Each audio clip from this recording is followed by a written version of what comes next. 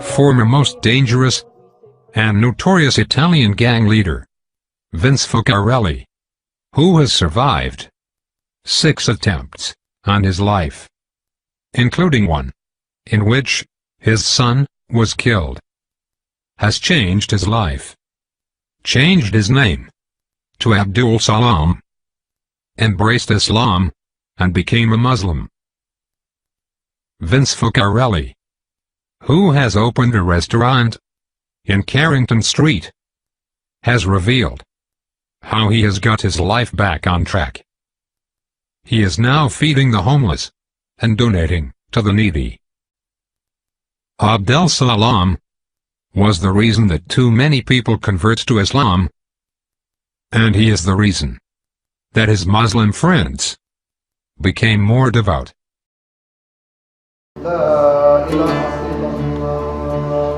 So has his Islamic faith. On Tuesday nights he feeds the homeless from the rear of the cafe that serves up all types of cuisine, from traditional Arabic to Italian and vegan. We cook pasta, we make soup, we give bottled water, blankets, socks, things like that. We make a package. We probably can't cater for the 6,000 homeless that there is in South Australia, Adelaide, but we do the best we can every week to provide a service for them. He also uses his notorious past to help guide troubled youth here and interstate with a simple message. It's an evil way to live, and with evil comes evil, you know. And with evil and stuff like that, Frank, a lot of people suffer, not just yourself. It's like a domino effect, you know. You have your wife, your kids, your mother, your father, you know, your friends. It's not just you, you know, and that's where the selfishness comes in. And he counsels those behind bars who, like him, took the wrong road, like Dan. There's a mate of mine, I'm very proud of him. His name is Dan, he took the name of Yusuf. I want to send Ramadan Karim to him and let him know that all the brothers out here, I've been hearing about him, they're very proud of him for his change. What advice would you have for any young person out there today that may be taking the wrong fork in the road? It's not worth it. There's no light at the end of the tunnel, Frank. There's no pot of gold at the end of the rainbow. That's just, in my eyes, is a myth. The days of guns, fast bikes, flashy clothes that marked the bloody life of gangster and bikie Vince Focarelli are, according to him, gone. Yes, even his name. What is it today? Imran Abdul Salam, which Abdul Salam means the slave servant of peace of Allah. La ilaha illallah. Although raised a Catholic in a traditional Italian migrant family, he's been a Muslim for 15 years, but admits losing his way from the righteous path he now strictly follows. I chose that life the way it was meant to be lived, you know. I didn't make any excuses. I did what I did. He hopped out of the back seat and then fired a number of shots into the car. Giovanni in the passenger seat was killed.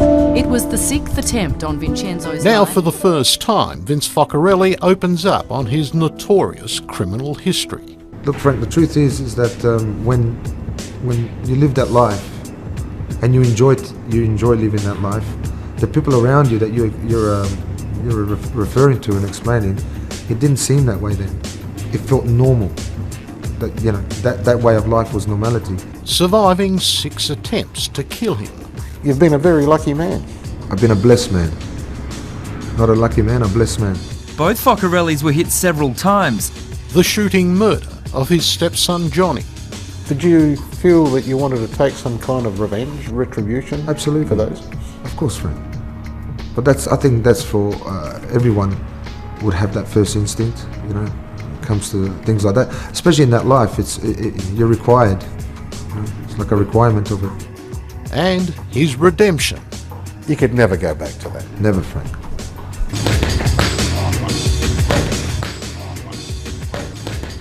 And says a combination of his Italian background and the Hollywood gangster mythology saw him take the wrong road. You know, I'm not embarrassed to admit it. It did, yeah. It influenced me in a big way. It led him to motorcycle gangs like the Hells Angels, the Comancheros, and then his own New Boys gang, setting up office in a tattoo parlour where violent rivalries often spilled into Hindley Street. Do you think at the time perhaps it was a rather selfish road to lead? Without a doubt. Anyone that lives that life, I mean, it's up to between them and Allah to change, but that's not a life to live. You wouldn't, I was educating and pretty much promoting that sort of lifestyle, recruiting, and I feel very silly, very ashamed. I have, to a degree, I don't think much of it because that was my journey. He won't talk about the gangs in any detail, nor why they wanted him dead. 2 Hells Angels associates blew themselves up trying to deliver a bomb to his home. Were you living in fear yourself after all that?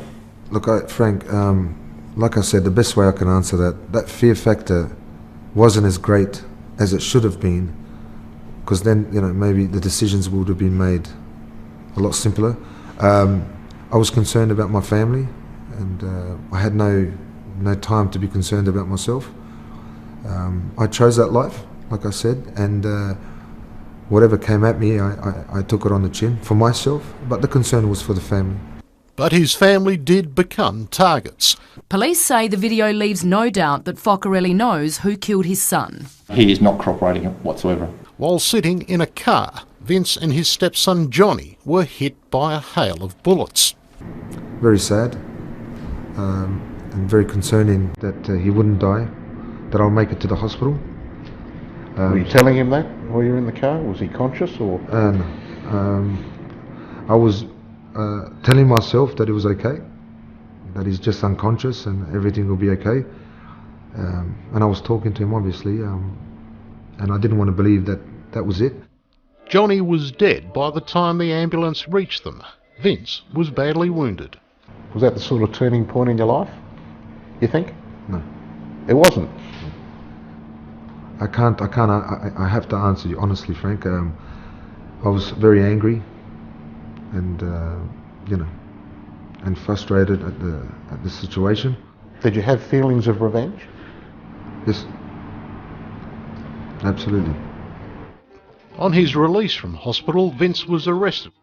He wound up in solitary confinement in Yatla's G Division. It was to be his road to Damascus moment. I started reading the Quran, and a lot of things spoke to me in regards to my life. You can't delay it, or you can't prolong death, but everything is written. Allah has written it.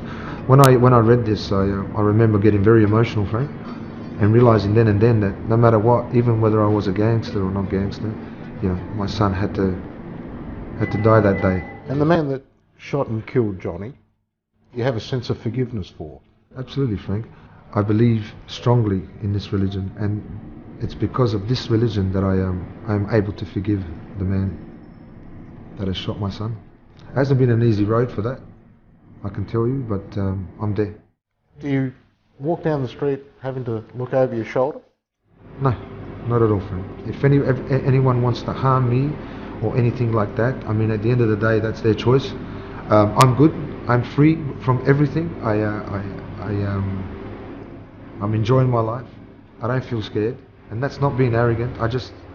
I'm strong with my faith, and I fear Allah.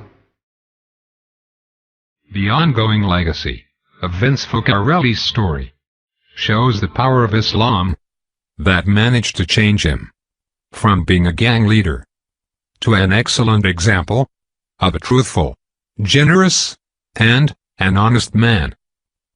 May God protect him, guide him,